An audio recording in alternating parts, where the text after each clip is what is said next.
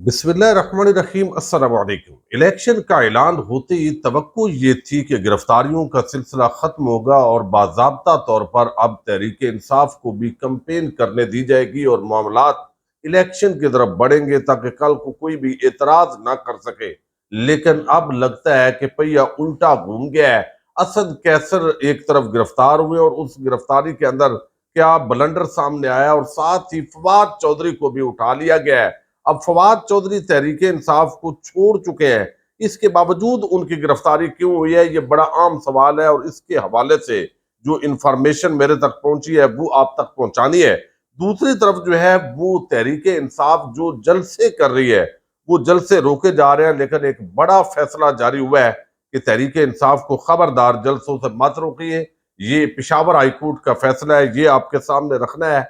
मियां वाली बेस पर आज दहशत गर्दों ने एक बड़ा हमला किया है। पाक फौज के जवानों ने किस तरह इस कार्रवाई को नाकाम बनाया है, ये बहुत बड़ी कामयाबी है सिक्योरिटी फोर्सेस की। और एक नया दहशत गर्दी का जो एक सिलसिला है वो पाकिस्तान के अंदर शुरू हो गया है। इस पर हम पहले बात करेंगे। उम्मीद है आप समाप्त करेंगे और अपने कीमती फीडबैक से जरूर आगाह करेंगे।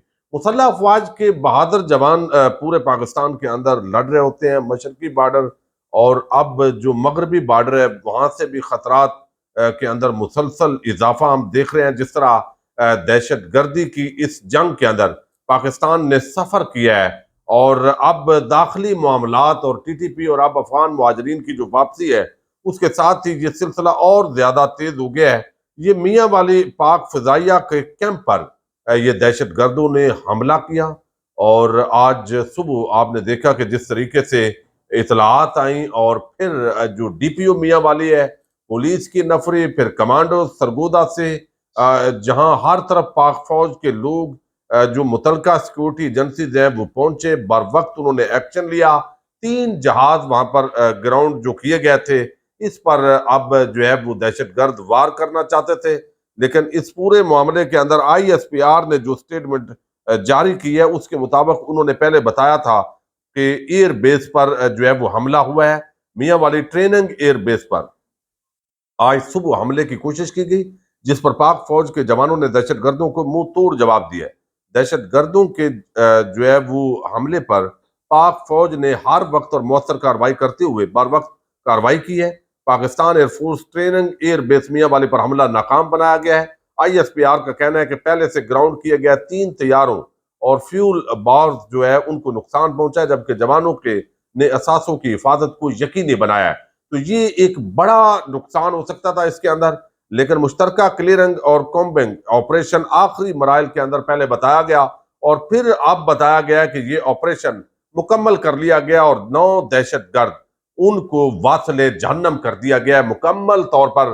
अब जो एयर बेस है वो दहशत गर्दों से पाक कर दिया गया है। अब इनके पीछे कौन सहूलतकार है, किस तरीके से वो पहुंचे, सिक्योरिटी लैब्स कहां पर आए, ये सारी चीजें ज़ाहिर है हमारी जो सिक्योरिटी फोर्सेज हैं वो इन चीजों का जायजा ले रही होगी। और मैं समझता हूं कि इन खास मौके पर किसी भी सूरत के अंदर हमें किसी तरह के जो अपने दाखिली सियासी मामलात हैं यकीनन उस पर तनकीद भी हम अलहदा से करते हैं, लेकिन इस हवाले से जो मुसल्लह अफवाज की जिद्दोजहद है और जो जवान जिन्होंने इस ऑपरेशन में हिस्सा लिया है, पुलिस उन सबको जो है वो सलाम अकीदत पेश करते हैं।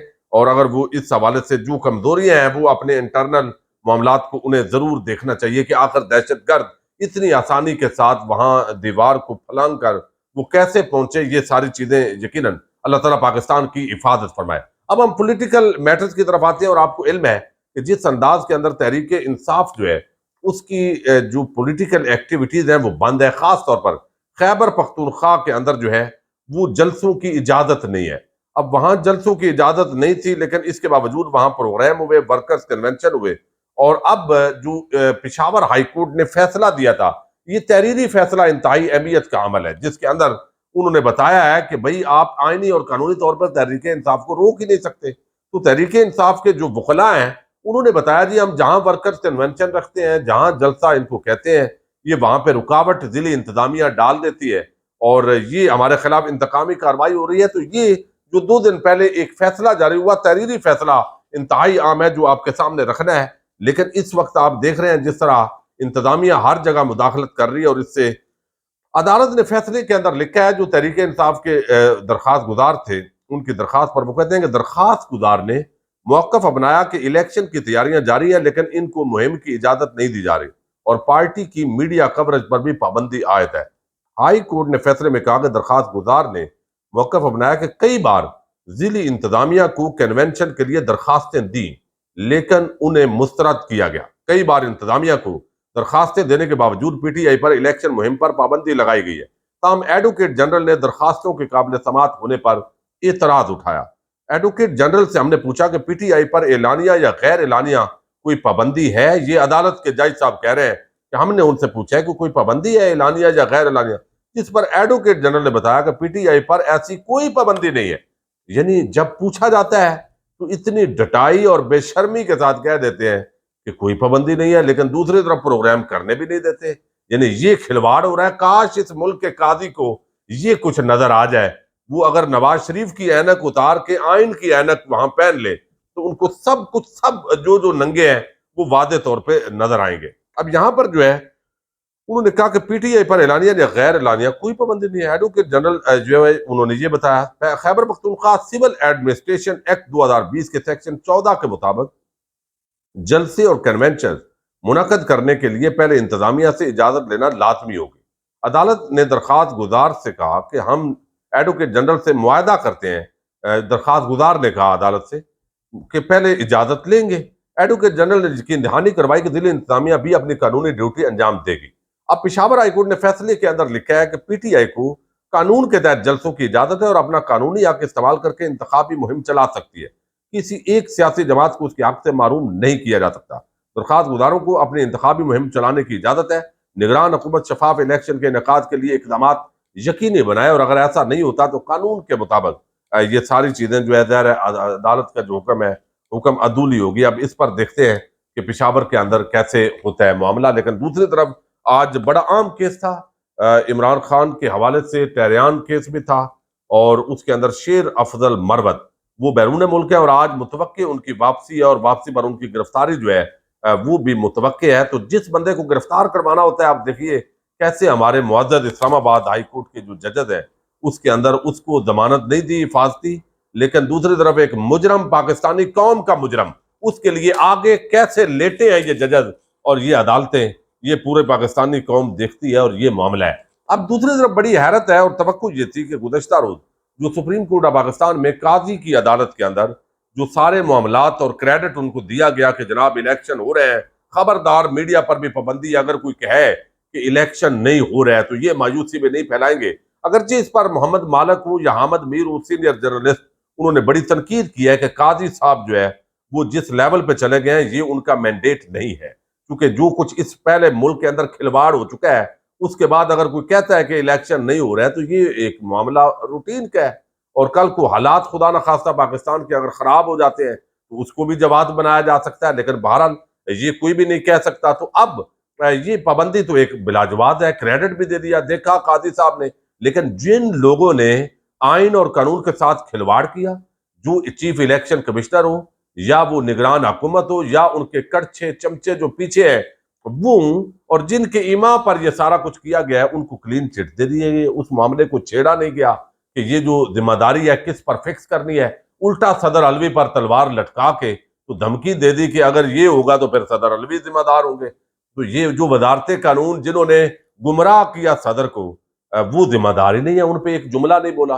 اب یہ گرفتاریوں کو نیا سیزن شروع ہو گیا، اور حیرت یہ ہے کہ جو سب سے زیادہ جو سمجھیں کہ درمیان کے اندر کردار ادا کر سکتے تھے معاملات کو بہتر کرنے میں، ان شخصیات کی گرفتاری ہو رہی ہے۔ یہ سب سے بڑا افسوسناک پہلو ہے اس کا۔ اسد کیسر سیاسی کمیٹی کے سربراہ تھے، آپ کو یاد ہوگا کہ پرویز خٹک اور اسد کیسر دونوں کو بلایا گیا مذاکرات کے لیے، لیکن پھر پرویز خٹک نے علیحدہ پارٹی کا اعلان کر دیا اور اسد کیسر جو ہے وہ سائڈ پہ بیٹھ گئے، انہوں نے پارٹی اناؤنس نہیں کی۔ تو اب یہاں پر جو ہے وہ معاملات یہ ہیں کہ جن لوگوں نے صرف تحریک انصاف کو پریشرائز ہو کے چھوڑا، عمران خان کو گالیاں نہیں دی، وہ آئی پی پی کے اندر گئے نہیں کسی نئی سیاسی جماعت کے اندر، تو اب شاید ان کو کہا جا رہا ہے کہ بھائی آپ دوسری پارٹیوں میں جائیں اس کا تو کوئی مستقبل نہیں ہے، آپ خاموش ہو کے بیٹھ کے ہیں۔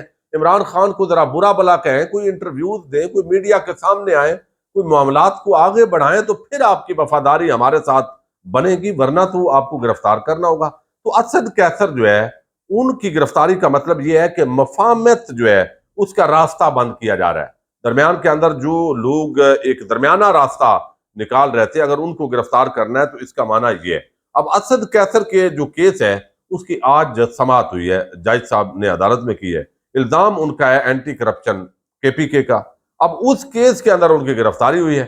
ابھی تک جو ہے ان کو کے پی کے کی پولیس جو اتنی جلد بازی میں ہے، وہ رات کو ان کو لے جانا چاہیے تھا لیکن نہیں لے کے گئے، جج کے سامنے پیش کیا ہے۔ وہاں پہ انہوں نے بتایا ہے، جو وکلاء کا آج پینل بڑا مضبوط تحریک انصاف کا پیش ہوا ہے، کہ بھئی آپ کو گرفتاری تو مطلوب ہی نہیں تھی، اسلام آباد پولیس نے یہ گرفتاری کیوں کی ہے؟ یا تو اینٹی کرپشن خود لے کے جاتی، ان کے بندے ہوتے، اہلکار ہوتے۔ تو اب اس بنیاد پر ان کو جوڈیشل کر دیا گیا ہے، اور خود ہی پولیس نے کہا جی جوڈیشل کر دیں، کے پی کے کی پولیس آ کے لے جائے گی۔ یعنی اتنی اندھیر نگری چوپٹ راج ہے کہ ایک بندے کو اٹھا لیا ہے، متعلقہ محکمہ ابھی تک ساتھ ہے، اسلام آباد سے ملحقہ کے پی کے ہے، لیکن وہ محکمہ پہنچے ہی نہیں ہے، اور اب جوڈیشل کر کے اڈیالہ جیل منتقل کیا جا رہا ہے اسد قیصر صاحب کو بھی۔ لیکن حیرت اس وقت ہوئی ہے جب فواد چودھری جو تحریک انصاف کو چھوڑ چکے ہیں، ان کو بھی گرفتار کر لیا گیا ہے۔ اب ان کی جو گرفتاری ہے وہ کیوں ہوئی ہے؟ وہ فیصل چودھری صاحب کی رہائش گاہ، جو ان کے بھائی ہیں، ان کی رہائش گاہ سے ان کو گرفتار کیا گیا۔ اب یہ گرفتاری ہے یا اغوا ہے، یہ چیزیں تو ساتھ ساتھ چلتی رہتی ہیں، آج کل اس کے اندر بھی فرق نہیں ہوتا۔ لیکن ان کی گرفتاری کا ایک واضح پیغام ہے کہ وہ لوگ جنہوں نے تحریک انصاف کو چھوڑا لیکن عمران خان کو برا بلا نہیں کہا، غلط الزامات نہیں لگائے، گالم گلوچ نہیں کی، پی ٹی آئی کے ورکرز کے ساتھ انہوں نے جنگ نہیں چھیڑی، خاموش ہو گئے ہیں، تو وہ جو ہے بھئی وہ بھی قابل قبول نہیں ہے۔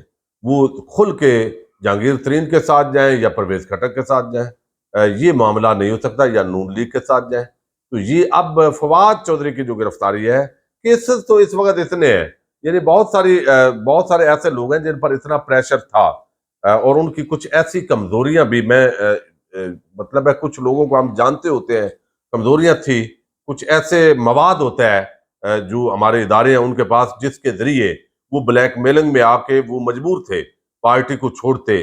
لیکن کیا ہے کہ یہ ساری چیزیں چلتی رہتی ہیں، اور اب یہ پوزیشن ہے کہ فواد چودھری جو ہے ان کی جو ہے وہ گرفتاری ہوئی ہے، اور ان کی گرفتاری کے ساتھ مزید ایسے لوگ جو سمجھیں کہ الیکشن سے پہلے ان کو شاید یہ پیغام دینا مقصود ہے کہ بھئی پرویز خٹک یا جہانگیر ترین کی پارٹیوں میں جاؤ یا نون لیگ پیپلز پارٹی میں جاؤ، ورنہ یہاں پہ آپ جس طریقے سے آزاد الیکشن لڑنا چاہتے ہیں اور ان کے ساتھ نہیں جا رہے تو ہم یہ قابل قبول نہیں ہے۔ تو اب یہ اور بھی گرفتاریاں اس حوالے سے ہو رہی ہیں، کچھ انٹرویوز بھی آ رہے ہیں۔